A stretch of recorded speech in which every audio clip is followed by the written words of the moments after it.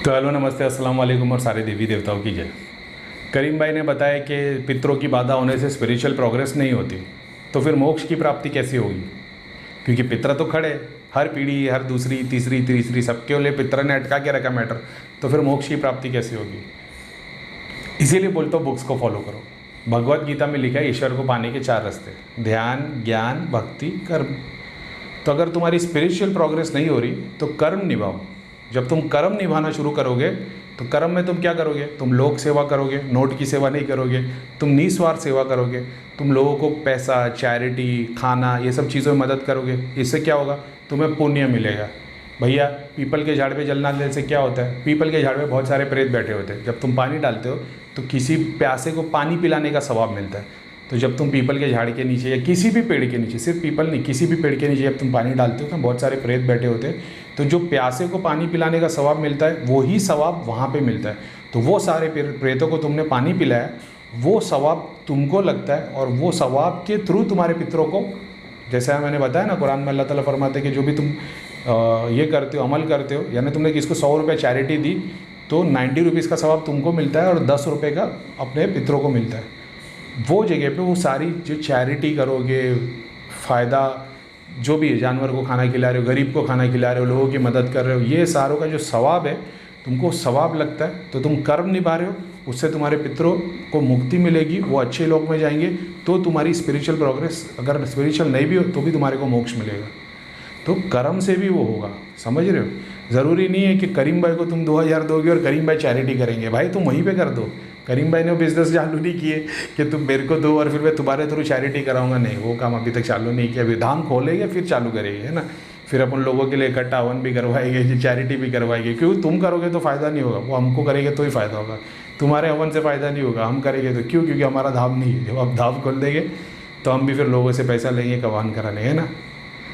दुआ करो हमको कभी धाम नहीं खोलना पड़े, अपन फ़ोन पे ही काम करें, व्हाट्सएप के थ्रू। अभी तो अच्छा है, तुम लोग नसीब वाले कि अभी यार सब्सक्राइबर। और भाई क्या बेशर्मी है, 1500 अपने सब्सक्राइबर है और साले व्यूज़ भी 1500 नहीं है। और फिर बोलते भैया वीडियो मत डालो, वीडियो क्यों नहीं डाल रहे हो?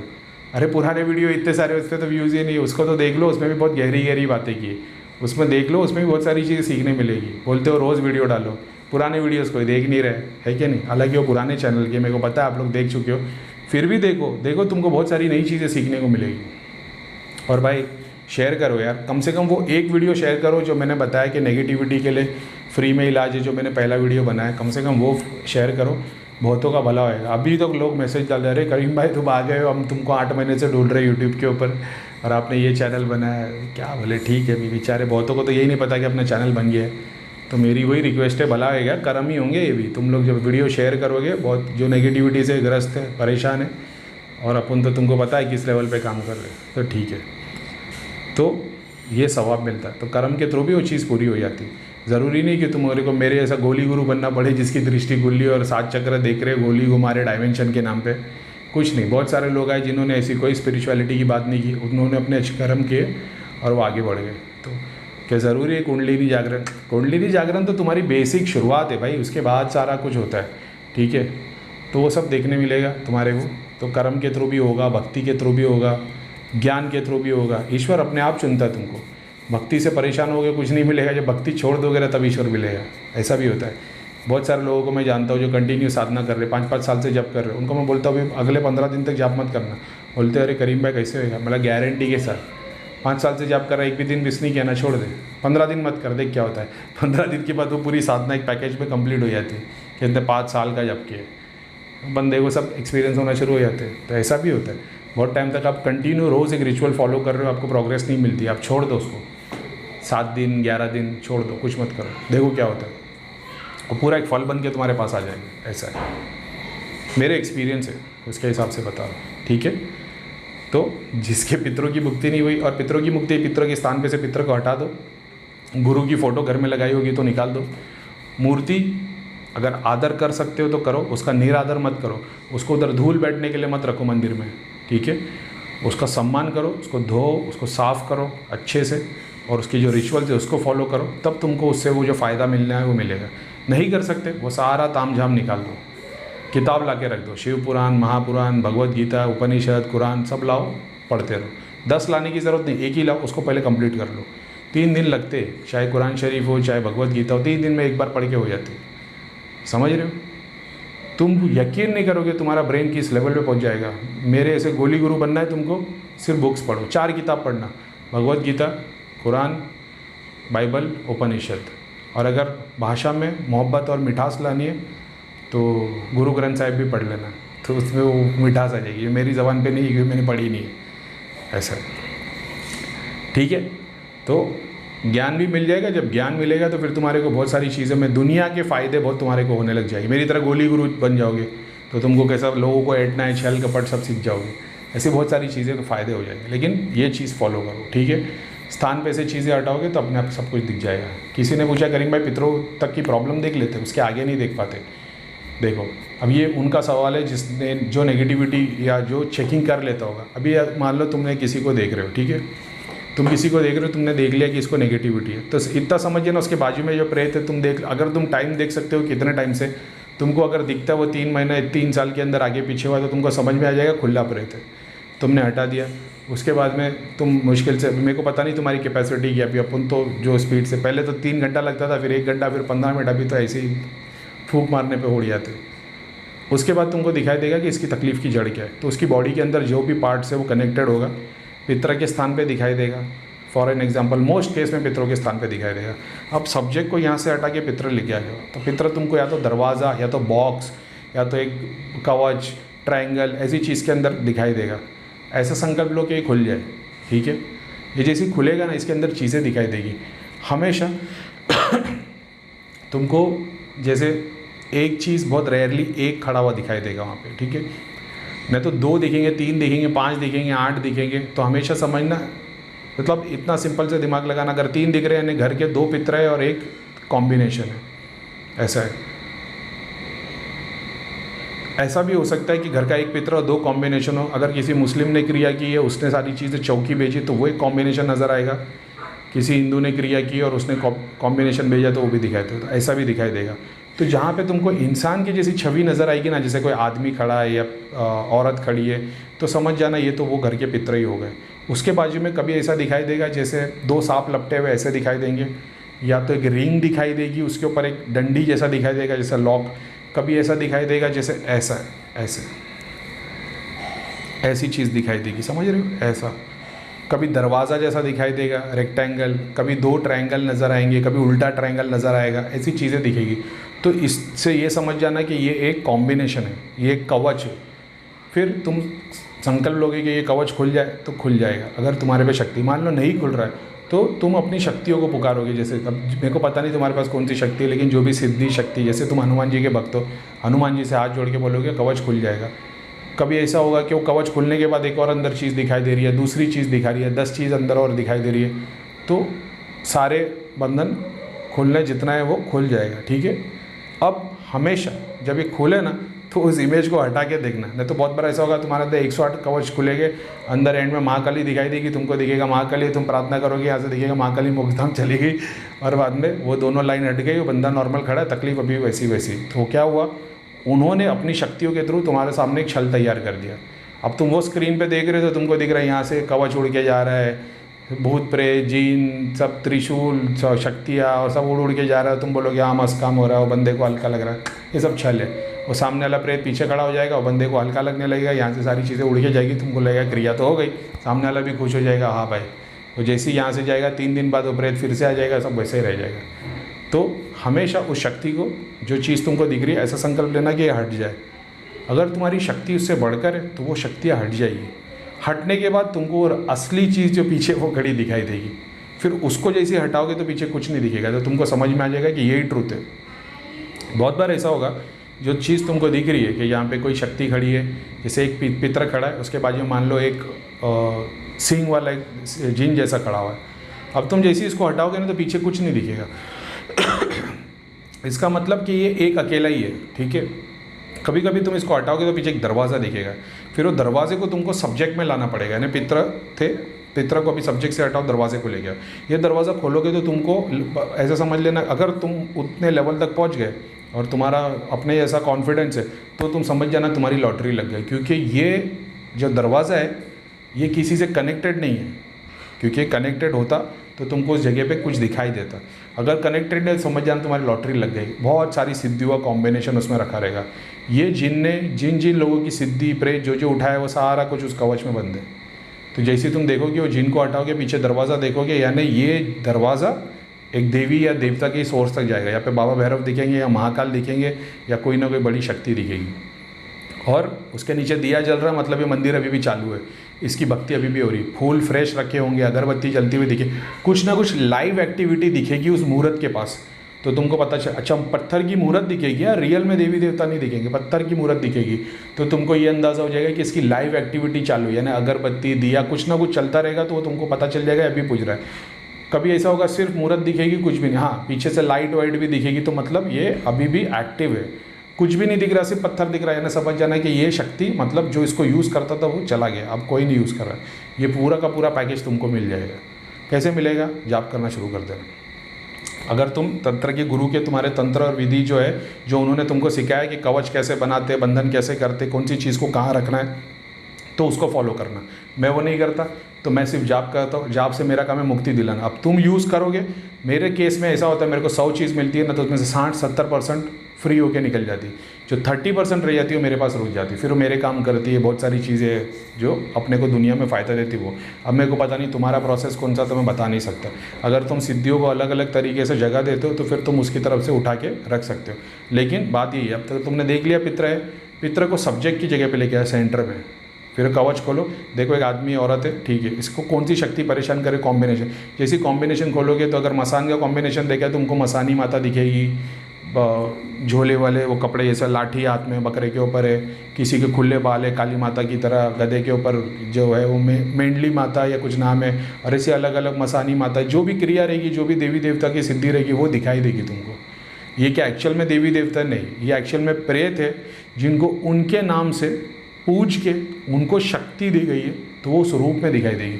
तो इसलिए इनकी मुक्ति करा देना बेस्ट है। अगर तुमने इसको जगह दी तो ये भी प्रेत ही हो गए, फिर तुम्हारे जाप के थ्रू इनकी इमेज तैयार अलग हो जाएगी, फिर ये अलग रूप में दिखना शुरू हो जाएंगे। ऐसा है, तो सबसे बेस्ट है इनकी मुक्ति। मैं तो उसी में बिलीव करता हूँ, तो मैं वही करा। मैं अपने पास में बैंक में अकाउंट में चीज़ें जमा नहीं करता, ये चले जाती, ठीक है।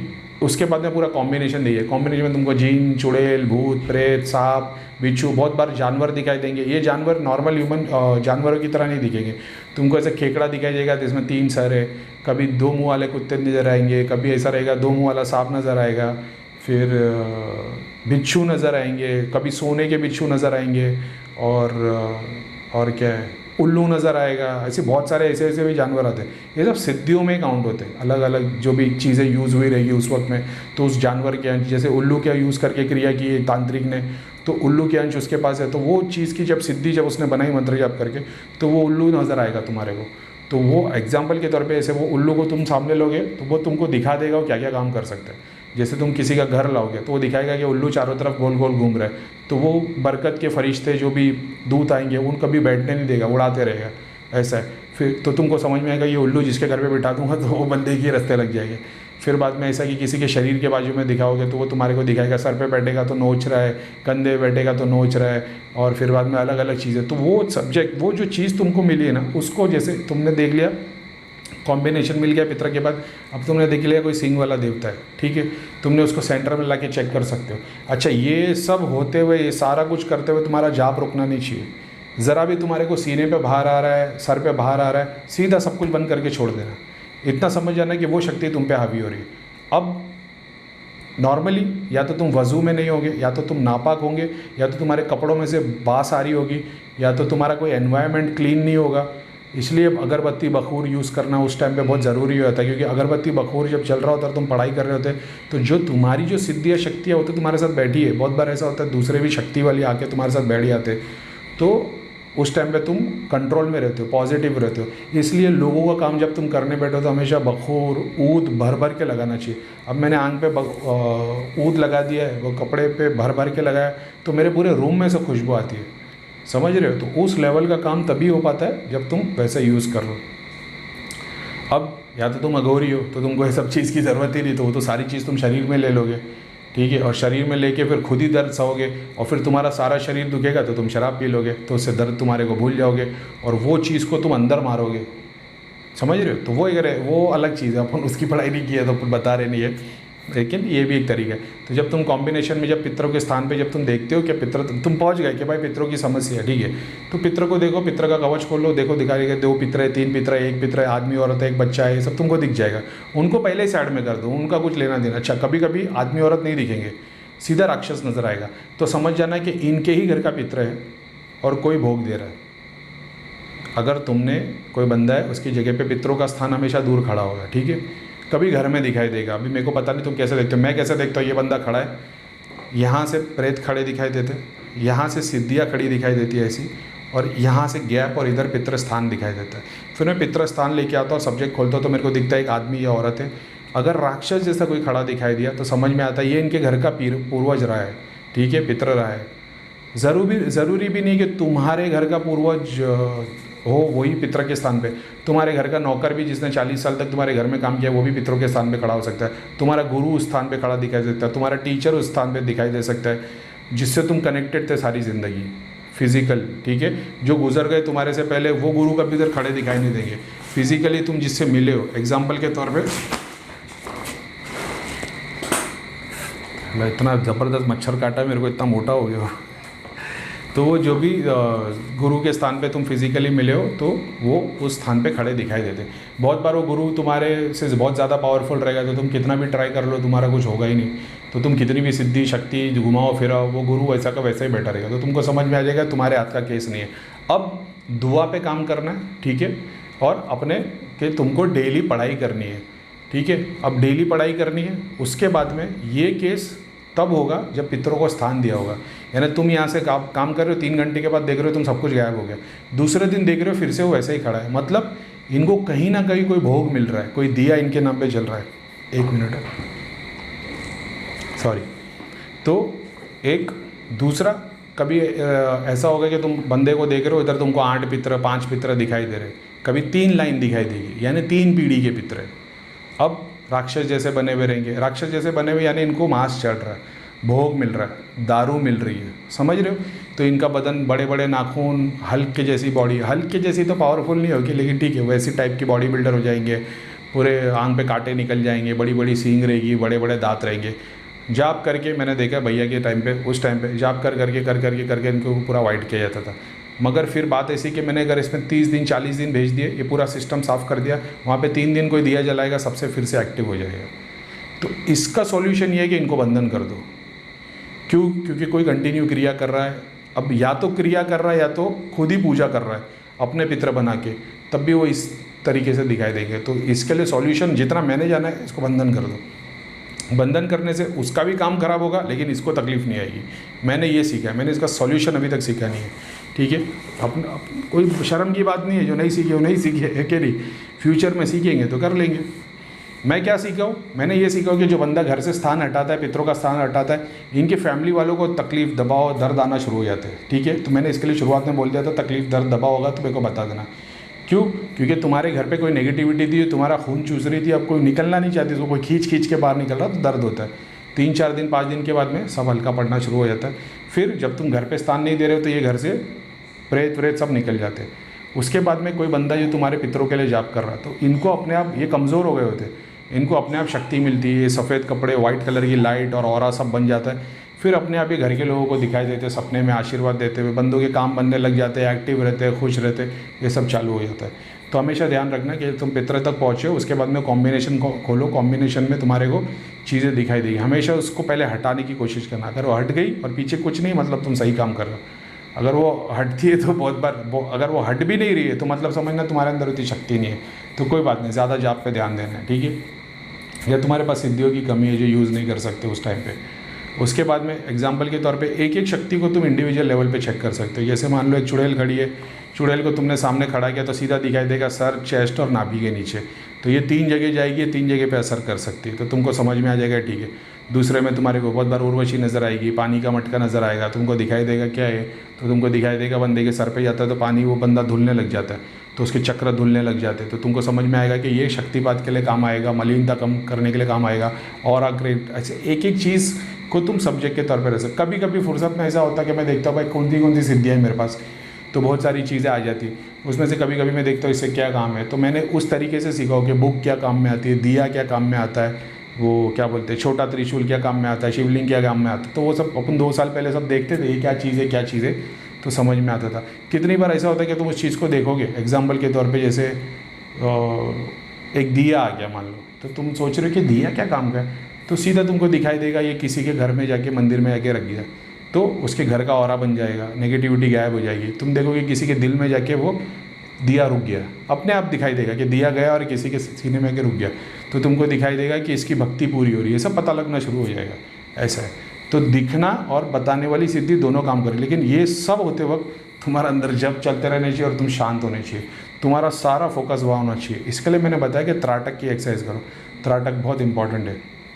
पितरों की समस्या वाले को मैंने ध्यान करने मना किया है, 24 घंटे जाप करो चलेगा, आसन पे बैठ के जो साधना के लिए जो जाप करते हैं ना वो करने मना किया, दिन भर जाप करो चलेगा।